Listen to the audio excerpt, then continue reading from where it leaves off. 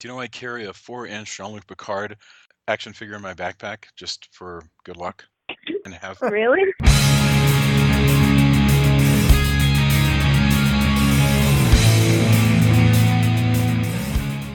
Hello and welcome to Castle of Horror, the show dedicated to horror movies and awesomeness. This week we have a movie that's both part of our Atom Age series, but also a tip of the hat to the new Jurassic Park film. This is Irwin Allen's 1960 The Lost World. Bear in mind, if you haven't seen today's movie, we're going to be talking about it from the perspective of horror fans who have seen it. So warning, spoilers ahead. From Denver, Colorado, I'm your host, Jason Henderson, co-author of California Tiki, coming this August from the History Press. With me from Austin is Tony Salvaggio, tech director at Rooster Teeth, lead singer and bassist of the band Deserts of Mars, and lead guitarist of the band Rise from Fire. Say hello, Tony. Howdy. Howdy.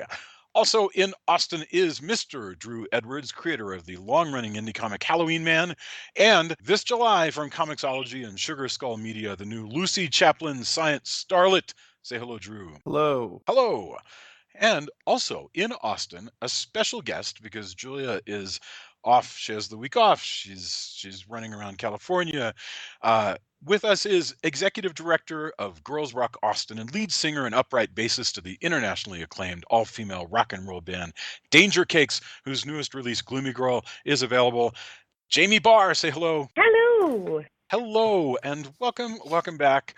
Okay, Good to be The Lost. back. I'm so glad to have you back, and that title that I threw out there, Executive Director of Girls Rock Austin, that is a new title for the organization Girls Rock Austin. Can you give us what is Girls Rock Austin? We're a nonprofit organization dedicated to empowering women, girls, transgender, non-binary, and gender fluid youth. That is fabulous. That is really fabulous. I'm so happy to hear about that. Congratulations. Okay, The Lost World. The one we're talking about is a 1960 deluxe color and cinemascope fantasy adventure film, and I gotta say, it does look everything that description sounds. Loosely based on the novel of the same name by Arthur Conan Doyle, directed by Mr. Irwin Allen. The plot of the film revolves around the exploration of a flat mountain inhabited by cannibals, dinosaurs, carnivorous plants, and giant spiders. The cast includes Claude Rains, David Hedison. This is like a 1960s all-star group. Claude Rains, David Hedison, Fernando Lamas, Jill St. John, and none other than Michael Rennie. Okay, so Drew, I think this is one that you chose. So let's go Drew, Jamie, Tony, and then I'll go. Drew, your first thoughts, like a minute and a half, Lost World. Well, one of the reasons why I pushed to do this is because I love dinosaur movies, and that's probably something that we have barely touched upon in this podcast. You know, we've done some of the King Kong movies, which obviously have dinosaurs in them, but we've never done a proper dinosaur movie. And I don't know if this is even an accurate description of this one, because this is really a Slurposaurus movie, which is something we'll get more into later on. But I do have a lot of weird affection for this movie, even though it is highly problematic, and that's another thing we can discuss. I like Doyle's novel that this is based off of. I love the Professor Challenger character quite a bit, and I just love this whole genre and the whole business of people going to some sort of here it's a plateau, you know, in King Kong it's an island, but the whole business of there being an expedition to a place where there are still dinosaurs. Just for some reason, I've always loved that plot line. I think this is a really fun movie. Its effects are not really that special, but there are a lot of other really cool things about it, like the sets and the coloring. And it does, as you said, have a really great cast. Like I said, it is very problematic, and I think that those aspects of it are going to make for a fun discussion. But I am glad that we're finally kind of delving into the subgenre of dinosaur movies properly, and I hope that maybe this will kick off a chance for us to do more dinosaur movies down the line, because they're a genre of movie that I really enjoy. Fantastic. Jamie, Lost World. I don't know. I assume this is the first time that you've seen this movie. It What are your was. thoughts? Well, I was kind of surprised. I kind of went into it expecting it to be like super hokey and cheesy and basically like glued horns onto an alligator or whatnot, which it was in some ways. But Yeah. I was pleasantly surprised by how beautiful this movie is. I thought some of the backdrops and the scenery are just absolutely gorgeous and very imaginative.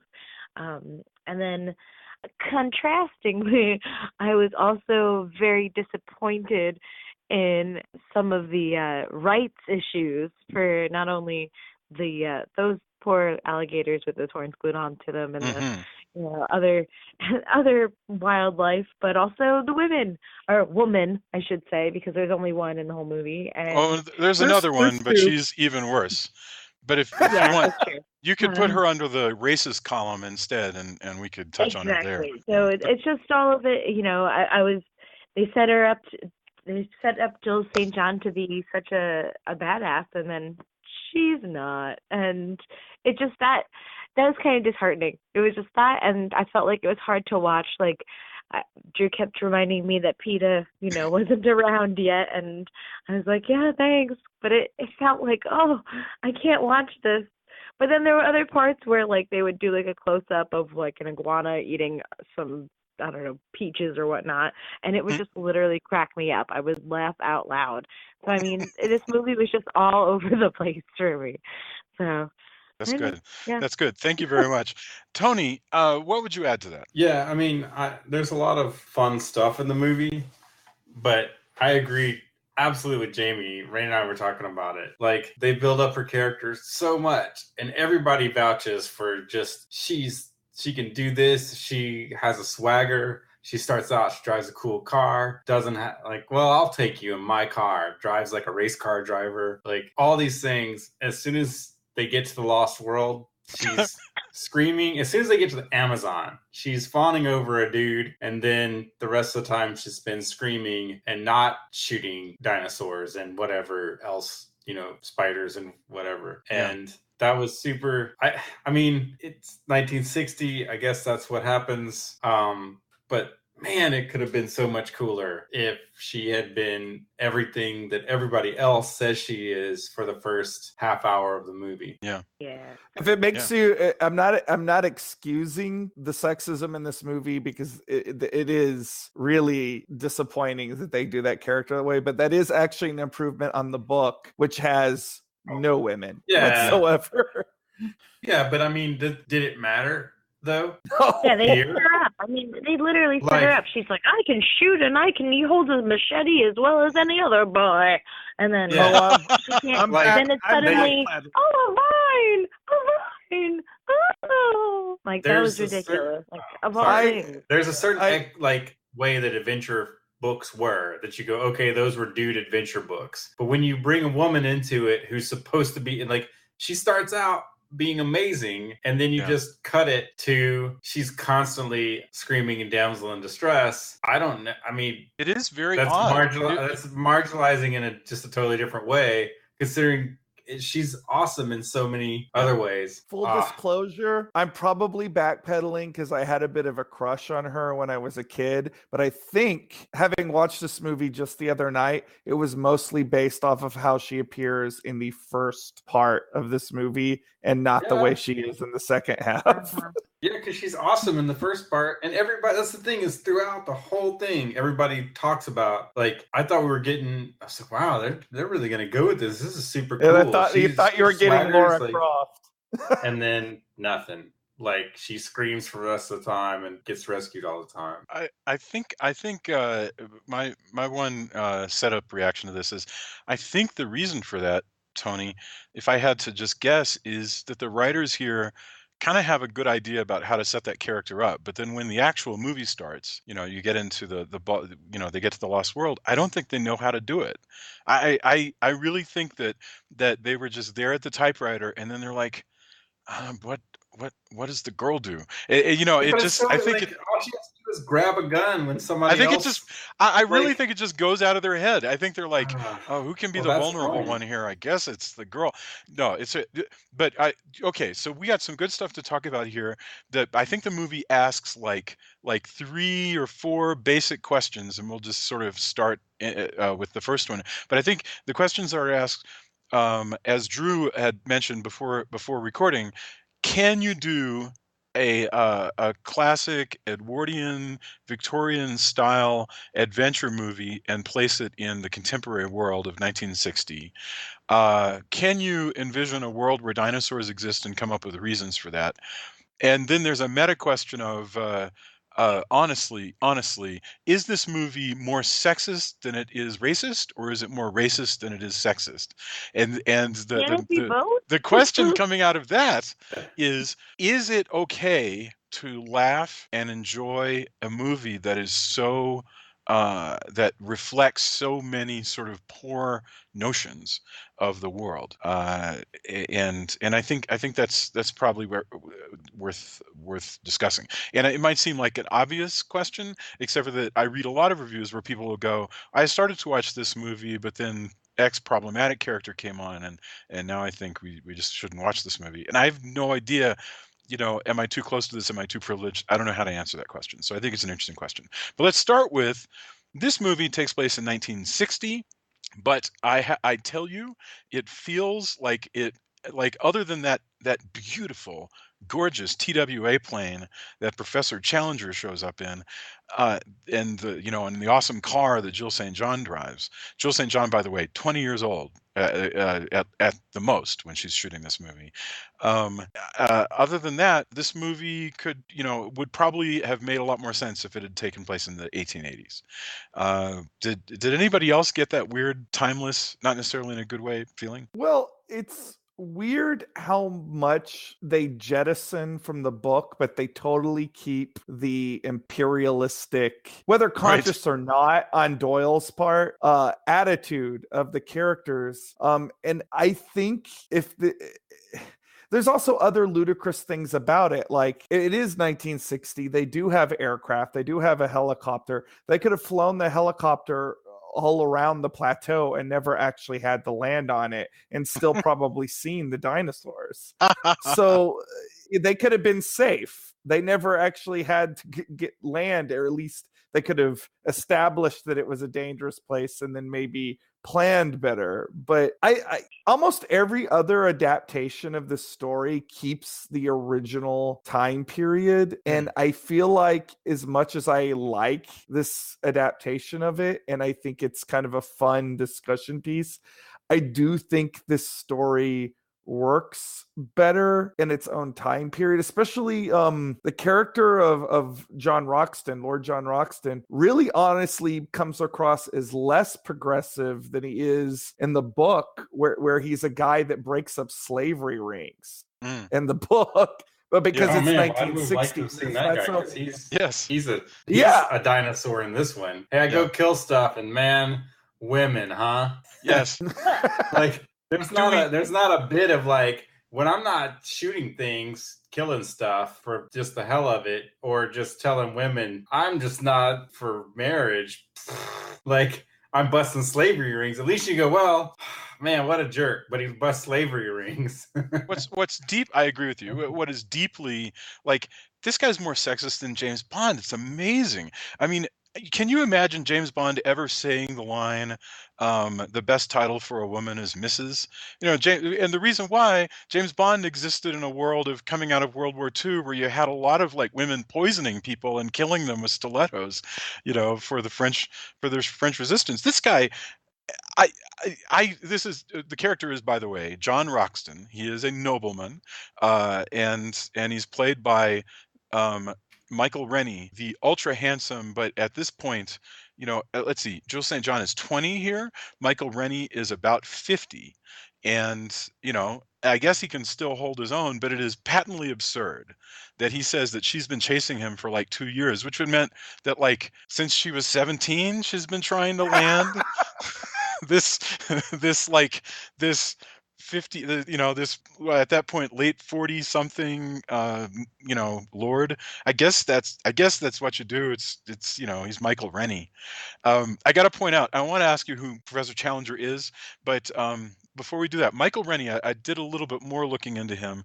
He's really interesting. His voice is so wild because he sounds almost American. He has his accent is so slight and so smooth that it sounds like there's almost nothing there, and which just makes him sort of cosmopolitan, right? And then he played. This blew my mind. Michael Rennie played the lead in a TV series based on The Third Man, where they took the character that Orson Welles played in The Third Man, who was a sociopathic murderer who was giving people cheap poisonous medicine just so that he could make money off of it, and they made that guy into like a world traveling adventurer, and it was played by Michael Rennie, which so it's so strange to go from Wells to Rennie, for one character.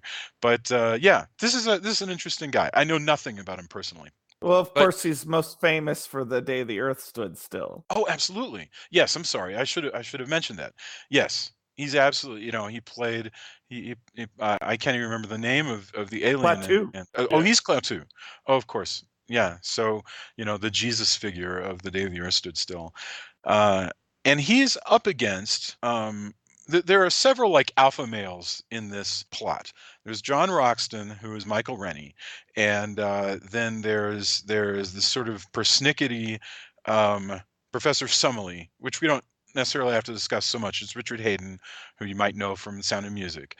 But the main guy, the one who has put this expedition together, is Claude Rains in the role of Professor Challenger. Now, who is Professor Challenger? And Drew, I hate to keep throwing to you, but you actually read the book. So clearly he's a jerk, but are we supposed to how are we supposed to feel about Professor Challenger? Well, Professor Challenger was Sir Arthur Conan Doyle, most famously creator of Sherlock Holmes. Professor Challenger was the product of a less popular but still slightly enduring series that he created. The Lost World was the first of which, but he was kind of the opposite of Sherlock Holmes, other than the fact that he's an intellectual, where Sherlock Holmes was aloof and intellectual and very self-controlled. With Professor Challenger, you have this guy who's extremely hot-tempered, is prone to fighting with the press. He's very aggressive, he's very gruff. And if you were to look up in TV tropes, he's also kind of falls upon that.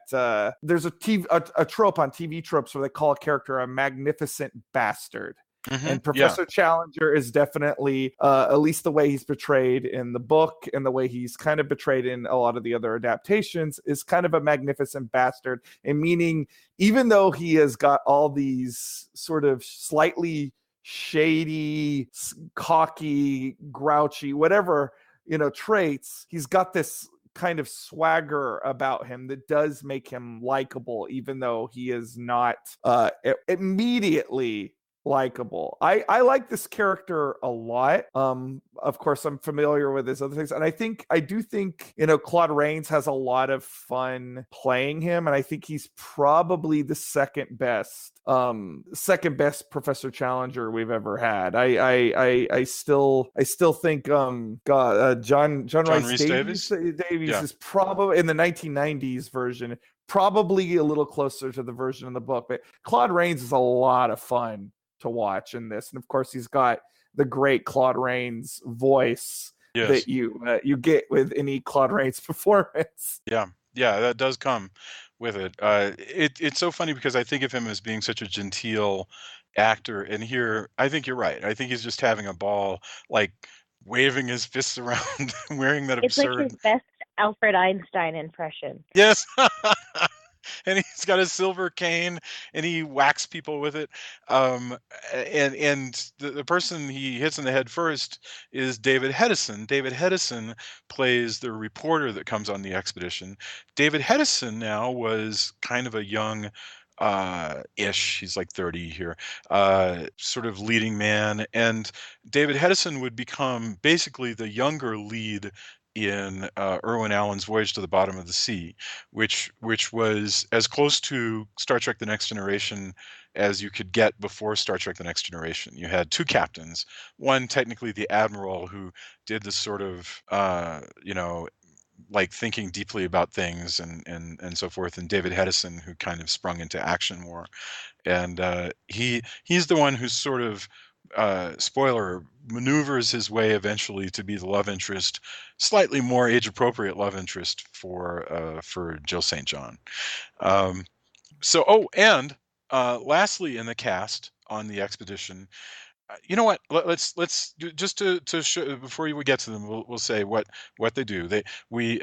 Challenger says, "Listen, I've come back without any proof, darn it, about this this plateau where I saw dinosaurs. This newspaper says I'll give you a bunch of money if you'll take my reporter along." Jill St. John comes along. Nobody puts up much of it. They put up a fuss, but not really. And they get out there. You have that wonderful sequence that's like in an Indiana Jones movie, where you follow from big plane to little plane and yada yada, with the little line going across the map and stuff like that. My heart soars whenever I see anything like that. Honestly, I just kind of. I mean, does anybody else have this feeling? Like when I'm looking at a movie and suddenly it shows me a map of the world and a little plane crossing it, I'm like, I'm in a movie that I want to see. This is exactly how the film. That's almost everything I want. They get there. Oh, go ahead, please. Oh no, I just thought that was. I find that's... this observation amusing. I think it's cute.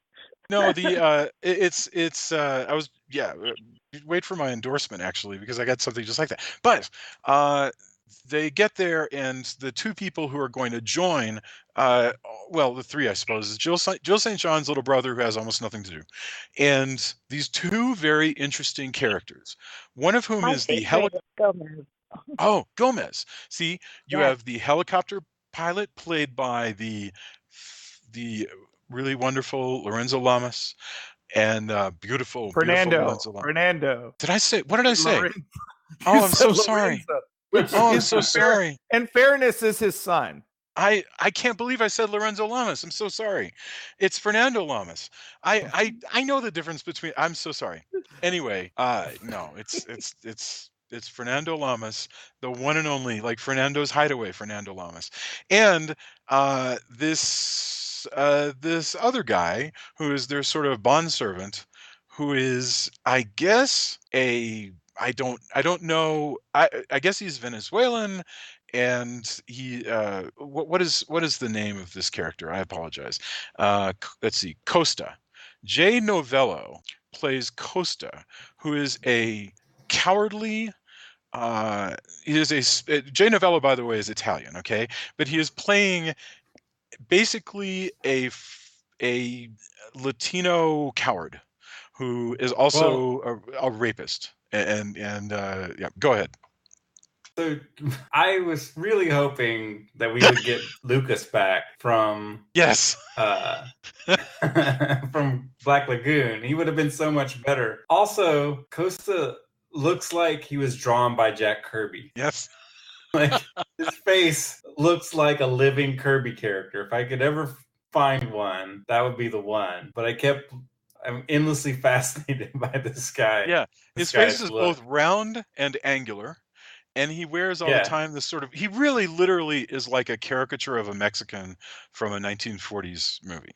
But his features look like a Kirby character pulled from the panels and shoved into life. Well, he's not going to be a great character because of he's got the Panama hat on.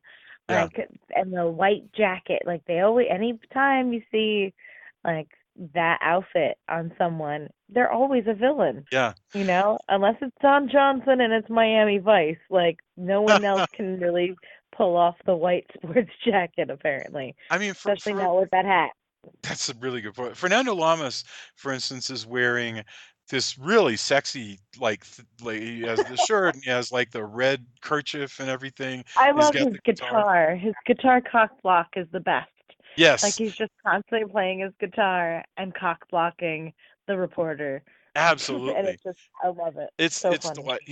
he's wonderful, and what's funny is, so the racism going on with Costa is a very strange and selective kind of racism because we're not intended. And by the way, please forgive me, but I'm being very explicit about this. This is a racist character. Costa is. The Lorenzo Lamas character is different. We're supposed to sympathize with him and see him as an equal to everybody else. This Costa character is a bizarre. He's only there to make everybody else be superior. It's the strangest thing. I had completely forgotten that this kind of character existed in older movies. And like I Well, like there's always, I go feel ahead. like there's a trope where there always has to be someone who's not in it for the right reasons. There's always like the scientists who are in it for science. There's always Yes, the adventurer who's gotta be in it in case something goes apeshit. right. There's the someone who's really in it for devious reasons, but they're not exactly saying what it is. Like, and I say devious meaning not what they appear to be, and that would be Gomez Yeah, because he's all about his brother Santiago, which yes. Drew told me. He's like, yeah, Santiago's a slave trader in the book, so it kind of Yep. makes Gomez seem a No little kidding. less Less a little, sympathetic. No yeah. kidding. And That's then interesting. you have Costa, who's just, kind of like the worst of humanity. He's scared for his own ass the whole time. Yeah. He's like, oh, screw your brother. There's diamonds. Who Yes. cares about getting off the, this plateau? We can be rich. And it's like, it's just ignorance and like, it's just you're right. It's totally terrible. It's like the worst way to represent anyone, but of course they make him, the native character, and Yeah. that's what just makes it a kind of even more despicable. So that's problematic. So if you're going to watch this movie and you haven't watched it before you're listening to us discuss it, this is just a fair warning that when you see movies, really frankly, this movie is coming late enough in the Hollywood game that it should know better. But this is just a thing that used to happen in the movies. You would have non-white characters fell into two camps. There were the admirable ones that were usually the rich ones were the admirable ones, and then you you sometimes had these sort of venal peasants. It's very strange, but there it is. So Well, the weird yeah. thing is about that, Hmm, and this is why I think this is such a strange adaptation, is the adventure party in this version, they've swollen. They have added so many characters that like literally a lot of them, as you say, don't have anything to do. But I think right. in some ways they were trying to do that to modernize it and Hmm, make it in some ways for example, they have Doyle, bless his heart, had an extremely caricatured black man as a uh, character in the book. They jettisoned that, so they had enough sense to like get rid of that stuff. And I think Irwin Allen and his team were actually trying to make this more contemporary, but it's still got that weird vein of like British imperialism, no yes. matter how hard they try. And I'm just fascinated by that. I think that's one of the reasons why I go back to this version so much, is that I'm kind of fascinated by you have mid 20th century attitudes brushing up against this stuff from an earlier time period. Yeah. And even though it makes this movie highly problematic, it makes it a more interesting discussion piece in so many I ways. I agree with that a lot, especially in terms of uh, you know I like problematic movies. I like movies where, not just in terms of politically problematic or just modern viewing, but movies where you could see like a whole bunch of ideas sort of clashing and causing the pie to come out a little strange. That is so much more fun to watch and try to understand, because it creates a kind of a backwards puzzle for us, is to go, how the heck did we wind up here, with this film. Like, what strange choices. Like, you just know the fact that it starts out in the jet age indicates that they really were struggling. They probably were in Hollywood, and the Hollywood guys said, Irwin, we can do your movie, but it can't be set in Victorian times or Edwardian times. You've got to modernize it, and maybe because you kind of sometimes this just happens through tinkering or through just the poor idea, because it's a choice, right? So, by the way, Irwin Allen is one of those guys that I really am glad exists, because he makes everything Irwin Allen makes has a note of classic trashiness to it. It's kind of wonderful. He made disaster movies. He made Voyage to the Bottom of the Sea, like we mentioned. He did TV. He did Lost movies. in Space. Lost in Space. My God, yes. And there's just something so, like, Irwin Allen is almost like a cartoon caricature of a Hollywood producer, like that everybody talks about when they talk about, like, what Hollywood is all about, but his stuff does have a definite thumbprint, an Irwin Allen feel to it. And if he didn't exist, we would have to invent him, because I really love, if I know that Irwin Allen is involved in something, it makes it a lot more fun to watch. So they get to the plateau, and it is the first night on the plateau. The movie doesn't waste a great deal of time once you're in Act 2, because immediately they set up camp, and then they start to hear noises, because there is and I'm going to quote, a brontosaurus wandering around beyond the trees. Now, when I was growing up, brontosauruses looked different from what they look like now. That is an interesting thing that is true. Brontosauruses used to look different, and they had long necks and bigger heads, and no, they had tiny heads. They had long necks and tiny heads. This is a whole nother thing.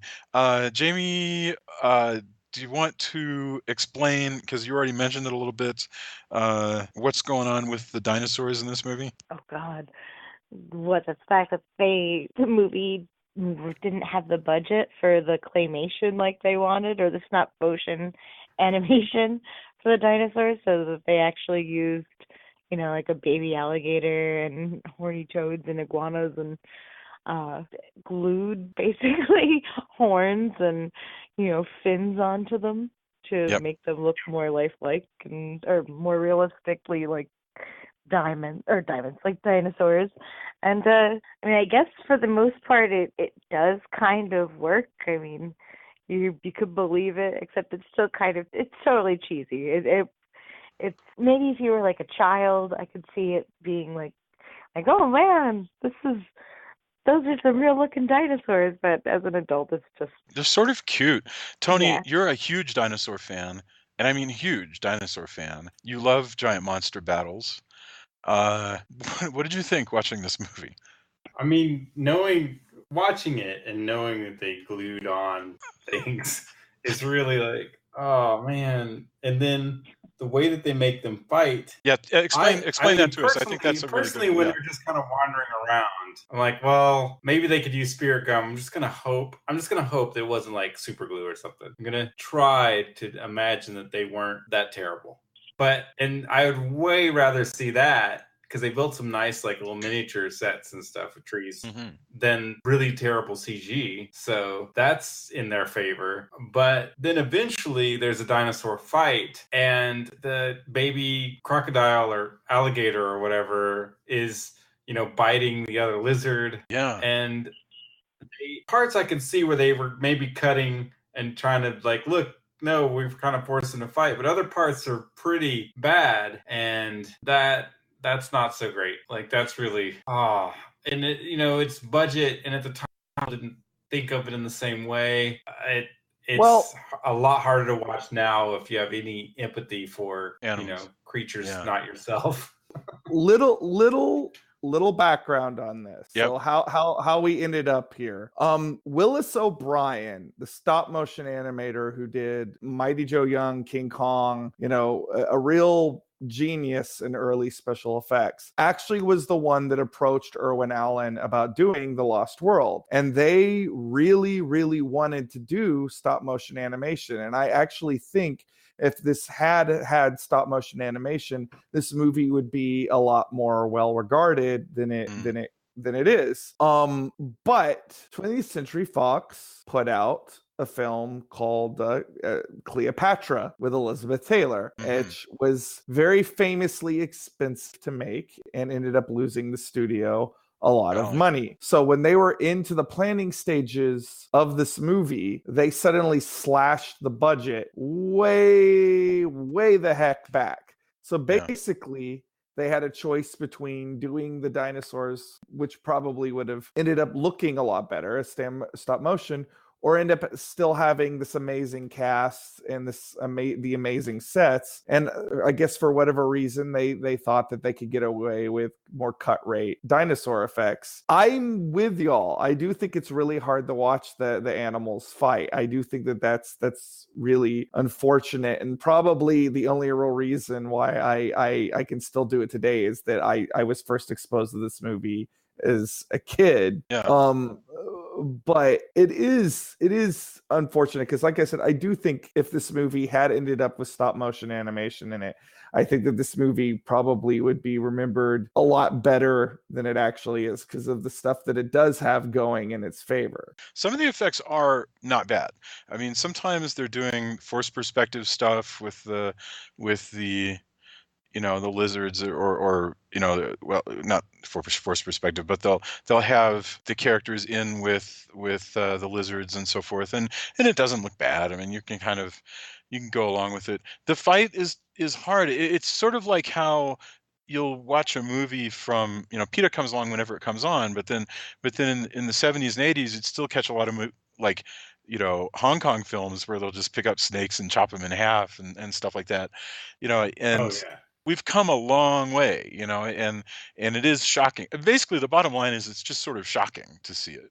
I presume that since they didn't want to lose these animals, they probably removed them before they killed one another. But you're watching a crocodile attack a very big lizard and try to shake it to death. It's amazing. I mean, you actually don't see stuff like that very much, but it's so immoral to do such a thing just in the service of a silly piece of entertainment that now we would just never consider it. And that's yet another strange moment. The other thing that I wanted to bring in, that we would probably never consider now is there's in fact a race of cannibals on this island who eventually kidnap our heroes and trap them.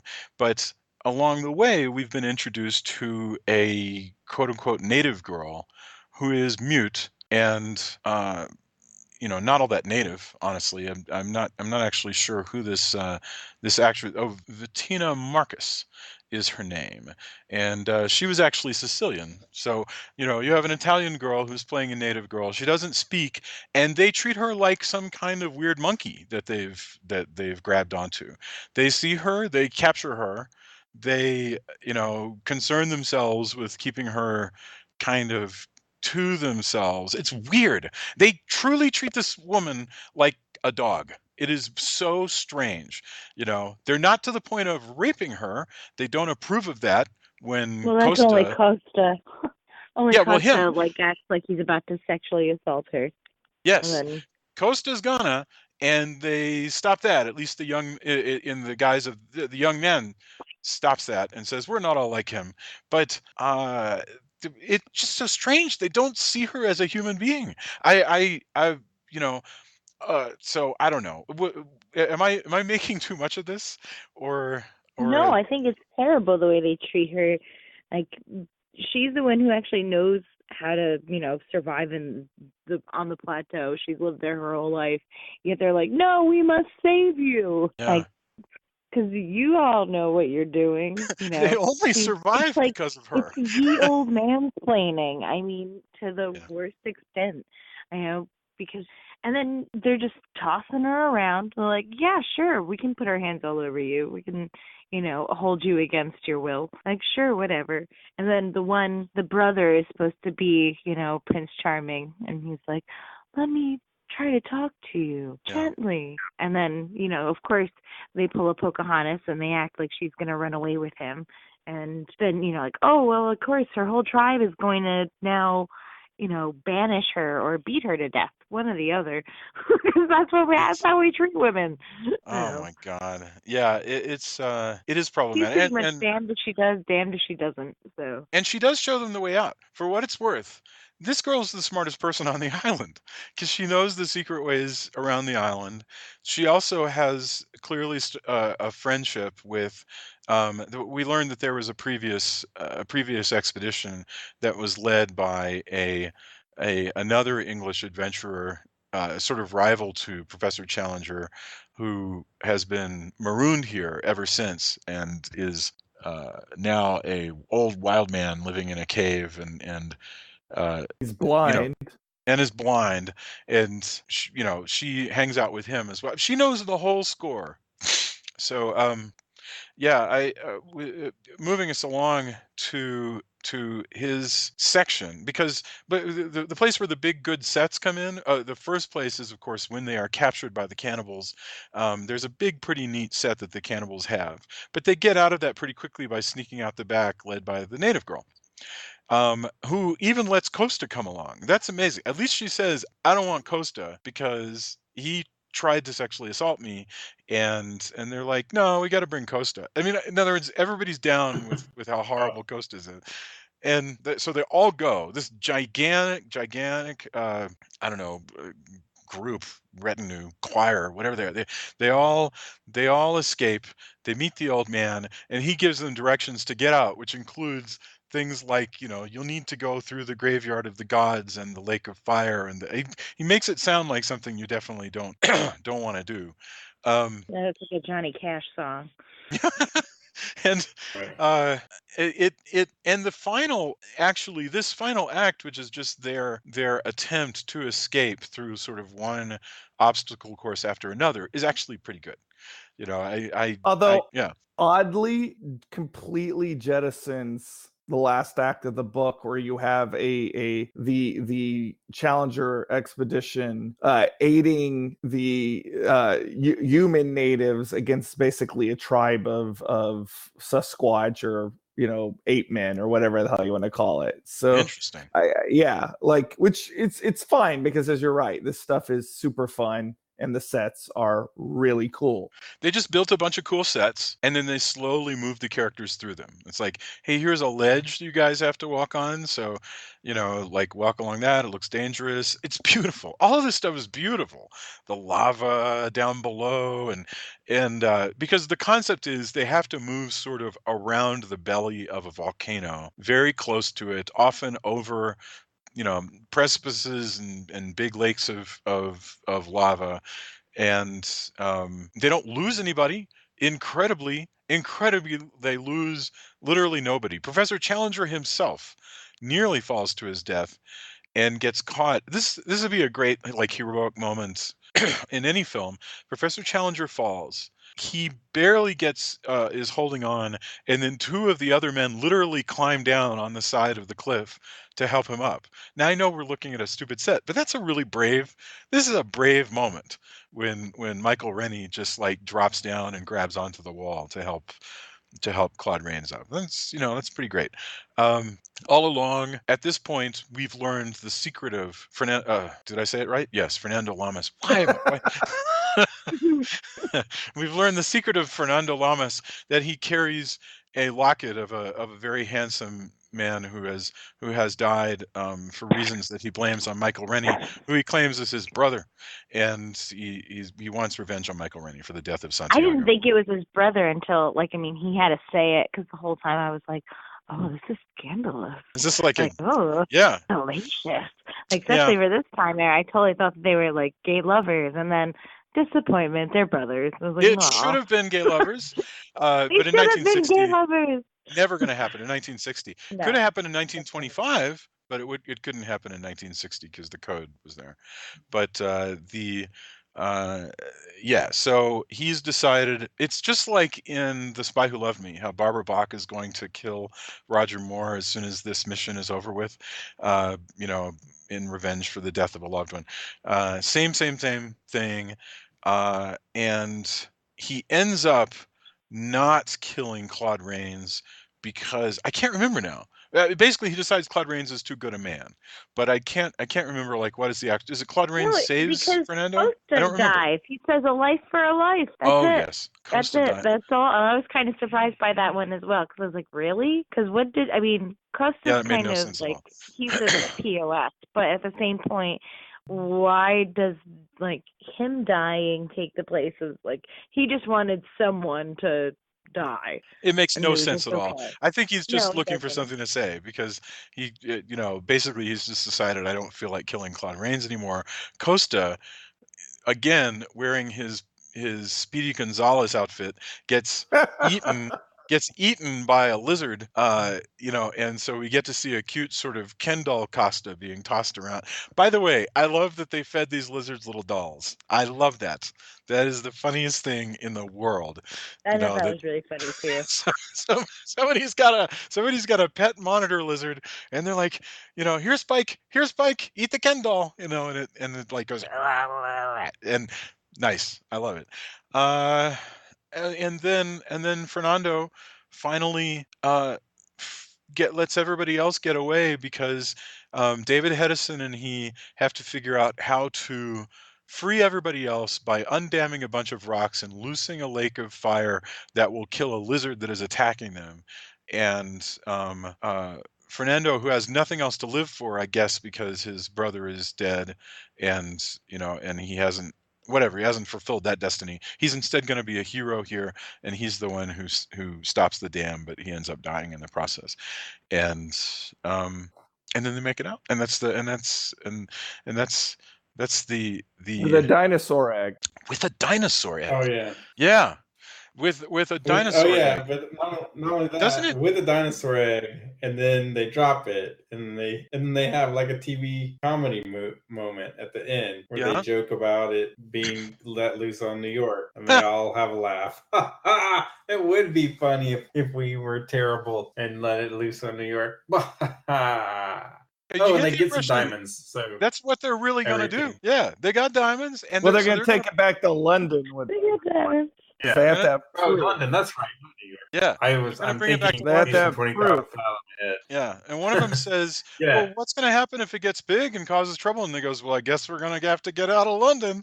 And they're like, Yeah, it's London. I don't know. Like I said, I must have Beast from 20,000 Fathoms on the brain. It's very much the same. It's also a lot like didn't we watch another giant monster movie, dinosaur movie, where they took a beast back to London and it got loose and it was running around?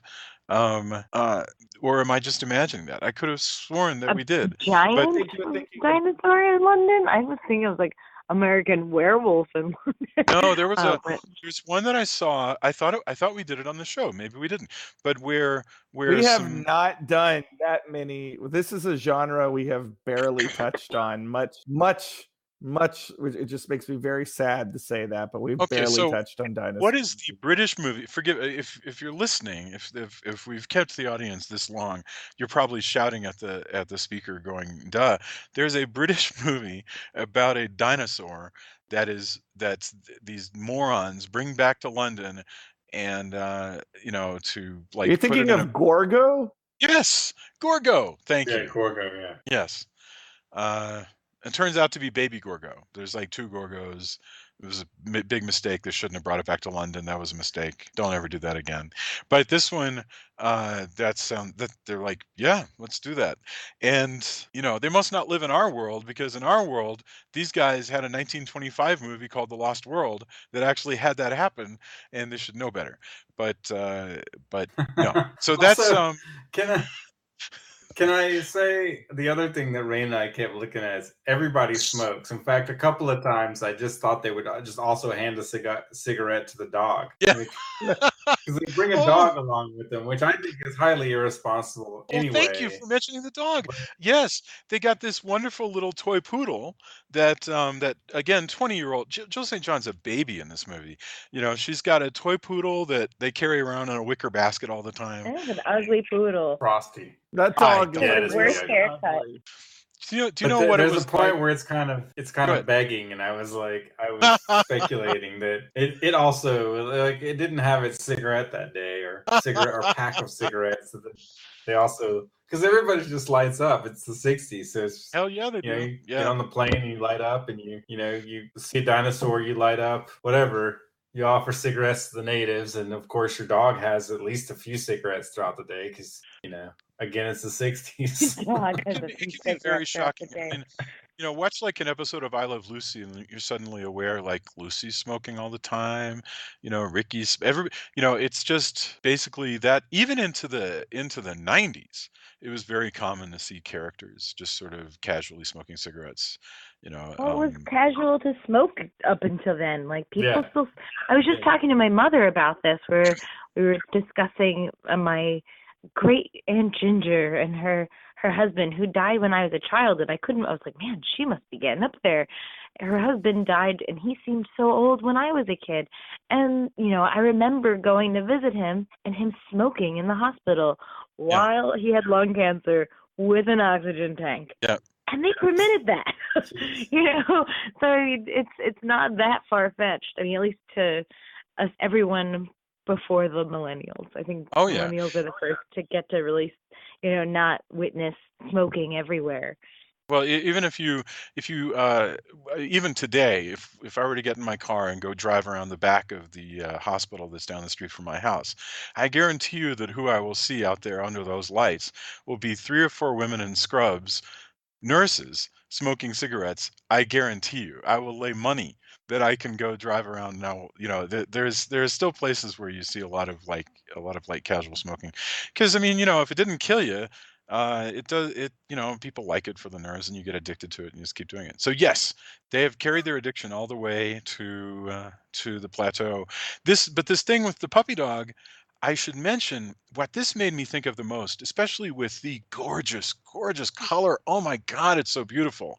I think we're looking at Burbank. None of this is real, right? But the color's so gorgeous. And it reminded me a lot of the 1959 Journey to the Center of the Earth, where in that way they didn't have a dog. They had a duck, I think. It's a duck, yeah. Yeah, and Gertrude. I remember the name was Gertrude. And there was just this thing that continued into all the Filmation cartoons, where your heroes always had a goofy animal that just followed them around and made goofy reaction shots, so that if there was nothing else to do, they could go, oh, look what Goofy's doing, and the animal would do something, and they'd all go, ha ha ha ha ha. It's just a piece of Hollywood in this period that somehow just is gone. It's gone now. We don't do this stuff anymore. So that was neat. It's a throwback. Do you get the impression this movie is like a genuine throwback probably when it came out? I'll bet that if you looked at contemporary reviews, a lot of them would be saying, what the hell is this? We don't do movies like this anymore. So yes. Maybe. What else? Well, I don't know. Journey to the Center of the Earth only came out a year before. Well, that's a good point. Yeah, it's a year before. And the other movie that I suggested that we did do for this slot and this retrospective was The Land Unknown, and even that I think was only about 6 years prior to this. And well, that's fair. So I guess the goofiness continued. And weren't there 2 movies with Doug McClure where he went to exotic places in these sorts of that's the Land That Time Forgot trilogy, which is those are from the 70s though, I think. It's amazing.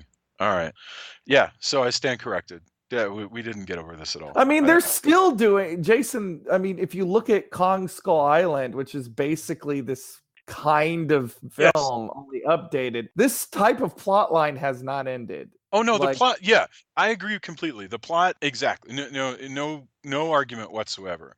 But there is a style. There's a Hollywood style that there used to be where you would temper all of the serious scenes with goofiness that we would never like expect in a straight like in Kong Skull Island. It would have been really shocking if suddenly they would cut away to a funny poodle, and that's and fair. and suddenly there was like piccolos playing and stuff, so the score lets us Oh know yeah. that this is a moment of levity. That's like old Hollywood stuff. I can't pinpoint when it stopped. I have Well, no idea. even in this, there's like xylophone or marimba for when like doodle doodle doo when things are wacky on Yes. the plane on the ride over. Yes. Like I mean, it's not like the whole movie's super serious, but you don't expect the comedy xylophone as a The, thing. But here we are. the films used to have it was weird. They would change moods a lot. Yeah, I've been watching a lot of like cheesy film. Yesterday I watched a movie from 1944 called Cobra Woman, and they would rely on the score to give you the mood a lot more than they do even now. I mean, now oftentimes a score can be a little subtle, so it'll affect your emotions, but you're not quite aware of it. Then, if a Scottish guy comes on, all of a sudden in the background you hear like a jaunty Scottish tune that's supposed to like make you go, huh? Scottish guy, and that's just we don't do that stuff anymore. I'm not saying that I'm not even saying that was bad. I'm just saying that there are tropes or there are styles in the way that that movies worked as a language that have changed severely. Wasn't So, that a big Right. reason why we're doing this whole retrospective to begin with? Is oh to yes, yes, talk about the bygone era-ness of these films. oh absolutely, Right. yeah. And you mentioned the Doug McClure ones. It makes me go, you're right. We could do a whole retrospective of I don't even know what to call them, expedition movies, I guess. Because we'd probably start to pick up on a lot more tropes, in fact, that we may have missed here. Um, so that's the film. I think we've hit on pretty much everything. I want to say again, and in a totally heterosexual way, Fernando Lamas, very sexy. This guy needs more of this movie. I would watch a bunch of movies with Fernando Lamas needs to have been given an adventure series where he was the lead and was just like he could have been James Bond. This was a fascinating actor, and I really enjoyed him here. So And he could. Jamie, do you think he's sexy? Yeah, I see it, especially yeah, when he's playing the guitar. I right. mean, Yeah, that's what I'm saying. like I think He could bring his Jill's guitar and like punctuate everything with it. Jill's trying to make old James Bond, all jealous and whatnot, and like she's by flirting with the reporter, but really, like if she was gonna, make him a little upset with her for flirting, I would, choose Gomez. Choose Let Gomez. Gomez, yeah, Gomez, he'll serenade you. Got the nice accent. Yeah. He's always ready with a cigar. The person he's most like is Ricardo Montalban, who was a huge romantic Latin lover lead in the 1940s. And so he's playing the Ricardo Montalban part, except for the Ricardo Montalban would have been the lead. And we've got Fernando. This is the part they've got Fernando Lamas in. That's fine. I'm just saying that you could have had. I would have liked to have seen some really cool Montalban style films with Fernando Lamas in them. And there's probably somebody yelling at the speaker going, "You moron!" There were lots of those. We should Yeah. also notice that Fernando Lamas became a part of our pop culture again 20 years after this, when having already died, he became the lead character in a bunch of skits by Billy Crystal, who just thought that Fernando Lamas was hilarious. And so Billy Crystal started playing Fernando Lamas in these like talk show skits. And it was a wonderful, his family liked it, it was really neat. So, and Billy Crystal actually had a single that charted where he sang about Fernando Lamas. So Really? it's Wow. a strange world. Yeah, it was called, I'm pretty sure that it was called Marvelous. But so there we go. It's not how you feel, it's how you look. That was That was It's better to look supposedly good than the to feel advice. good. Yeah, Yes. that was Remember, my implied. friend, it's not how you feel. It's how you look. Yeah. Oh my It's gosh. always Yes. it's better to look good than to feel good. He was great. Which I had, of Anyway. course, I had no idea at the time that he was playing a character, an actor or caricature of a real person. He Yeah. just seemed, this is what you do. This is this cool Latin guy. And That's the funny hilarious. thing, and that's an even older that's the wild thing is that Billy Crystal was playing like Rico Suave white-haired Fernando Lamas. Right. It wasn't even the hunky guitar playing black-haired Fernando Lamas that we get here. So anyway, your homework is to go research Fernando Lamas. I and see what we can come up with. We have this thing called Google. Yes. Yes. Are you aware of that, Jason? No. I know. I mean, we'll discuss it in the class. It'll be fine. So I want to get our final thoughts on The Lost World 1960, our episode of which has turned into probably too much of a meditation on the beauty of Fernando Lamas, and I'm sorry. So yes, what order did we go in? I think it was Drew, Jamie, Tony, and then I'll go. So Drew, Mr. Drew, have we touched on the things you wanted to touch on? Is there anything else that you would like to mention, and what are your final thoughts? I think this was a great discussion. I was really, really happy with this. I think this movie's a lot of fun, and I knew that it would make for a good discussion in terms of the tropes in the movie, as well as dipping into a genre that I feel like we have underserved on this show. In closing, I have a question to pose to all of you. What was your favorite dinosaur growing up? Good question. Super good Tyrannosaurus Rex, by the way. The Elvis of dinosaurs. Sure. All right. Thank you. I think I'm going to have to say Velociraptor, only because of it's the only dinosaur that I chose to pretend to be and taught my sister with, during the times when Jurassic Park came out, back when we shared a bedroom and we had a little night light, and I would turn off the light and I would run in, I would make this noise. I go like that, and I would run into the room with my all crouched down with my arms all like tiny and very awkwardly run and look around. And it's funny because I knew I scared the living daylights out of her. She was 4 years younger than me. And that's what sisters do to each other sometimes.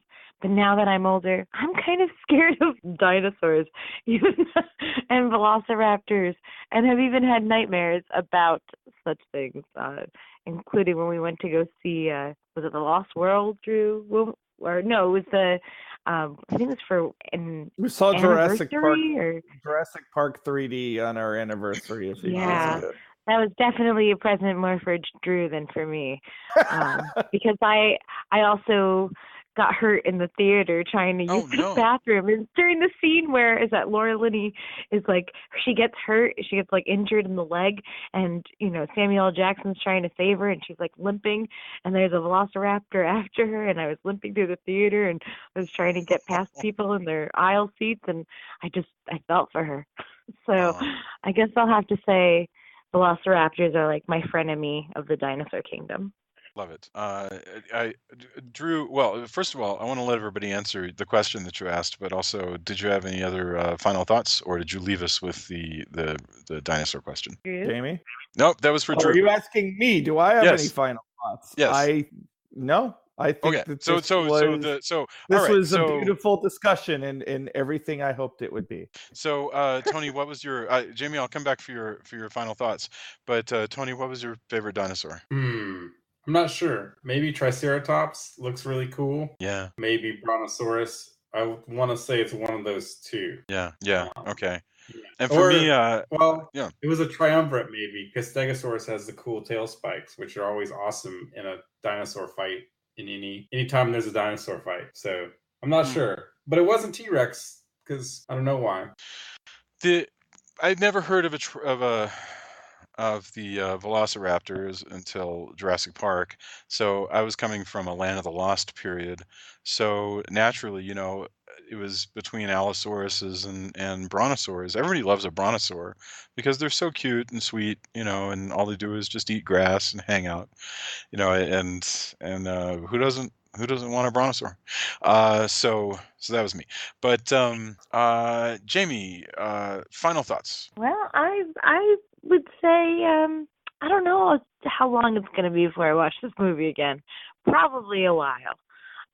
Would I recommend it to a certain type of person? I don't know how. I know a lot of people really love this movie, and I know it's seen as a cult classic, but I just can't really see past the very inhumane things Mm. we do to the animals and the very problematic parts of this movie. So, I mean, it's kind of those, well, I've seen it. Yeah, So sure. I don't know if I would go ahead and say I would recommend seeing it or not. Like I said, it has its good points. It's just its bad points are just so heavy. Hmm. So Very yeah, good. that's my say. Tony, what about you? Yeah, I think there's a bunch of fun parts, but there's other adventure movies I prefer. I think Land the Time Forgot, Journey to the Center of the Earth. There's a bunch of other movies. If I'm going to watch an adventure movie, I'll probably watch those. When the dinosaurs aren't being totally forced to mangle each other, I think it's pretty fun. I think there's a lot of cool bits that make this kind of what it is, but it's definitely not my favorite adventure movie, and definitely missed opportunity to have an awesome female protagonist who doesn't take any Yeah. guff, and they Oh, totally just absolutely. dropped that. That was just disappointing as hell because they build her up so much in the beginning, and then Mm. she's a scream queen for the rest of the movie, which is valid in a lot of scream queen horror movies, but I think this could have been so much more in that respect. Yeah, it's an adventure movie, so you don't need her to be that way. And it's not like this is 1960, so we've been talking about a bunch of movies from the 50s that have way more active females than this one. So it's a shame. Jill St. John doesn't get enough to do here. Yeah. Not my final thoughts. Beautiful, beautiful movie. Fits into a retrospective of expedition movies like this. That would be fascinating. But it's really only super interesting just from the perspective of looking at the kinds of the way films like this often expressed the feelings of the filmmakers or what they thought the audience wanted to see about marginalized people, and it is fascinating, but nevertheless often beautiful, very colorful. So that is The Lost World. We should go around and get our endorsements in the same order that we did before. Drew, do you have anything for us? Well, and the exact opposite of this movie in terms of active females, I enjoyed a comic book that I purchased. It's actually 50% off right now on Comixology. It's called Cody and the Creepies, and it's by Liz Prince and Amanda Kirk. It's a trio of sisters who are in a horror punk band traveling around the Southwest, dealing with supernatural stuff, and unbeknownst to the two older sisters, the youngest sister, who is the drummer, is also a ghost. So you have all this sort of horror comedy, supernatural fantasy kind of stuff going on, but it also has all this stuff about being in a traveling indie band or punk band, which I found as somebody that has been on tour with a band, Mhm. to be very, the humor that came from that and the situations that came from that were very right on. And I would like to actually at some point ask the woman that wrote this if she'd ever been in a band, because I think that she nailed that so well. It also has good,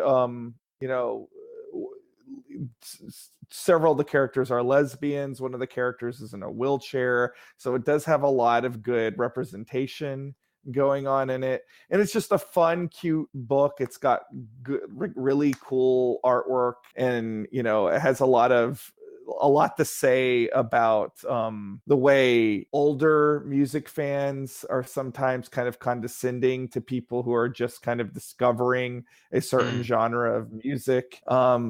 And I just really enjoyed it, and I hope people will check it out.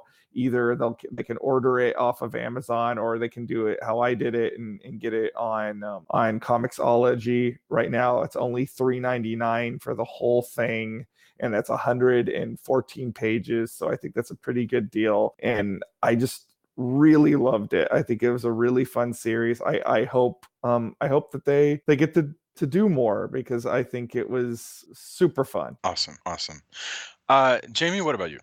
Well, I've gotten to see a couple of shows recently in my very little downtime, usually when I'm trying to make myself fall asleep. But one of the good ones I've gotten to catch some of is the new season of Luke Cage.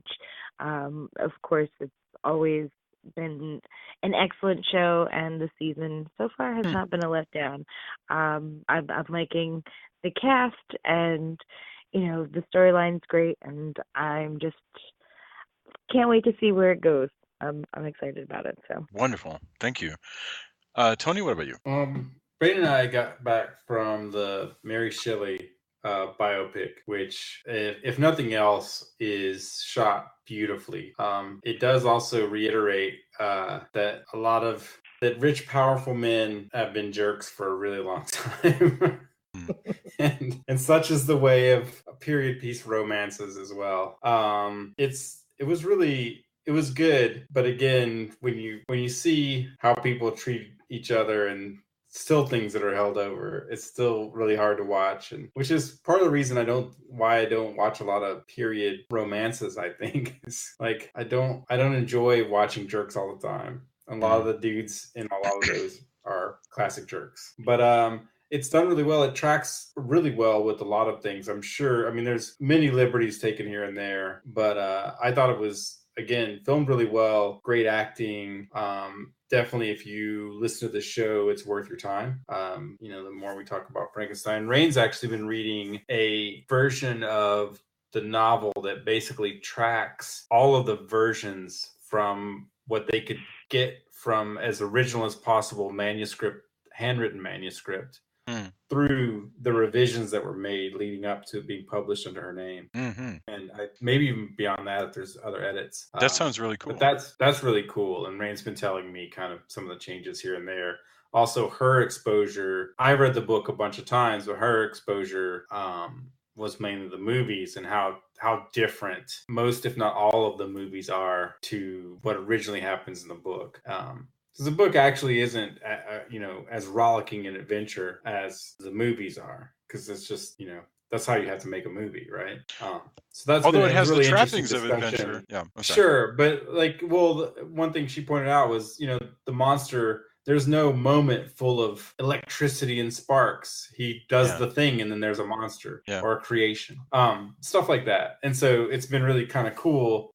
Once I saw this was coming to AFS, which I also endorse, Austin Film Society memberships. They're actually doing like a birthday membership thing where you can get cool perks and stuff like that. But I really enjoy what AFS brings to Austin, and they've been running Lone Wolf and Cub movies on Saturdays, and that's been awesome. And then seeing this there, so leading up to this, we had a lot of discussions about Frankenstein and Mary Shelley, so we jumped at the chance to see this movie, which may be harder to find. I mean, I'm sure it's only at art houses in a lot of places. So if you're a fan of the show, it's at least worth talking, going to see, and kind of comparing and contrasting that with everything we talk about Frankenstein, because we bring it up a decent amount. We've done a whole retrospective. You know what would make another good retrospective on exactly what you're talking about? There's now been 3-4 movies about the that little group of Mary Shelley and Percy Shelley and Lloyd Byron and John Polidori and Claire Godwin, and they're all kicking around. And there's a bunch of it. So there's the one you're talking about. There was one with Hugh Grant. There was one with Alex Winter, weirdly enough, where I think Alex Winter played Polidori. And so there's been like a bunch of movies. It would be fun to. Oh, and of course Gothic by Ken Russell. Right. So, Although, yeah. it did make me long for the Polidori parties you had at your house, where everybody had to bring a tale or some kind of art. And luckily, there were no Jerky Lord Byrons at any of those gatherings. So Yeah. that's pretty nice. But it did kind of make me miss that era of hanging out. That was really cool. Those were good parties.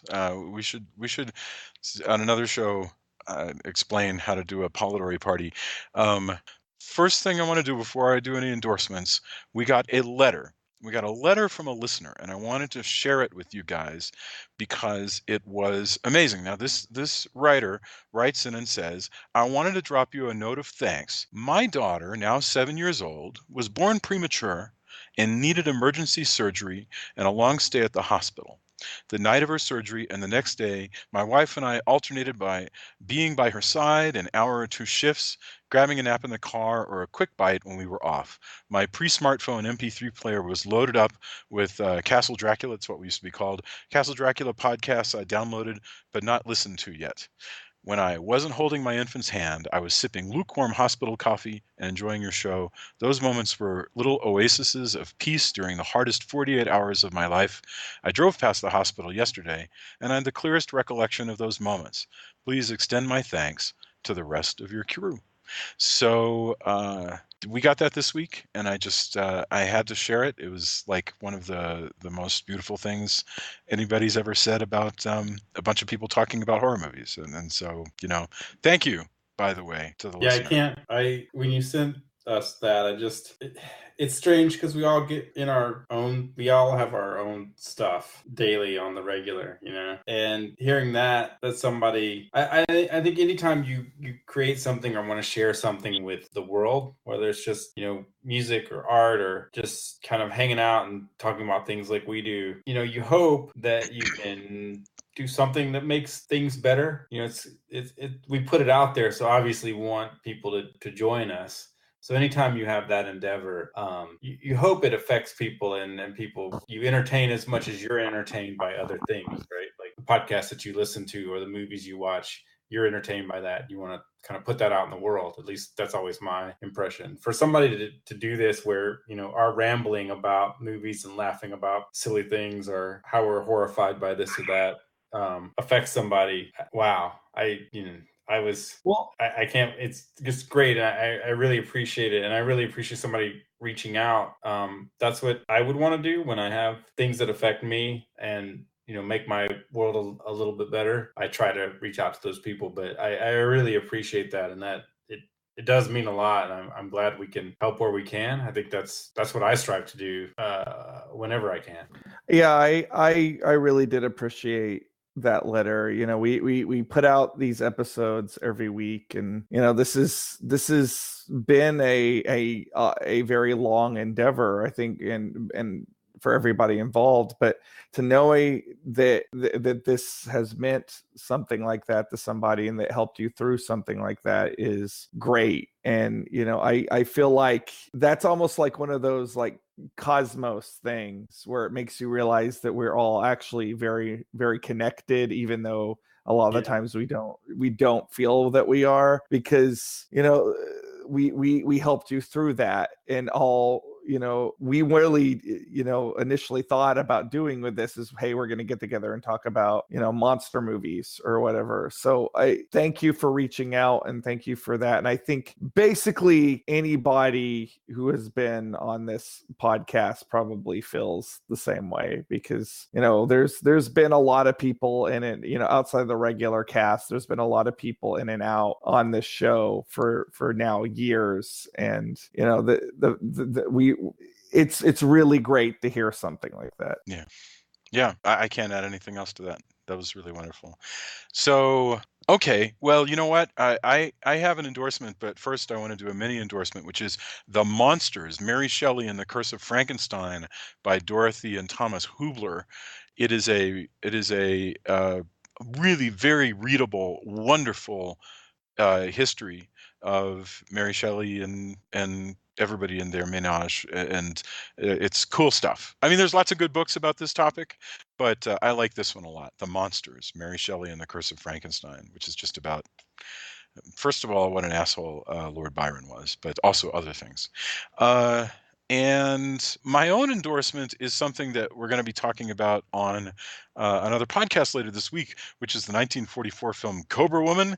You don't have to listen to that podcast. You don't have to watch Cobra Woman, but I encourage you to go watch the trailer for Cobra Woman, because holy mackerel, this is a movie with every possible thing that we've been talking about, and then some, because it is colorful. It has crazy white people playing natives. It has absurd, rituals and drums and sacrifices and snake dances.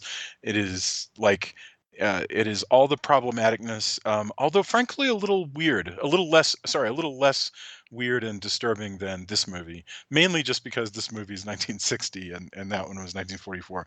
But yes, Cobra Woman. I want you to check out the trailer. So that's it. We'll be back next week, I believe. Next week with yet another Atom Age movie. We're going to be moving into teenage Atom Age movies, and I am super stoked about this. Super, super stoked. I'm not going to say what the movies are yet, but I think you probably know if you know this kind of thing. Everybody, have a fantastic week. Oh, darn it.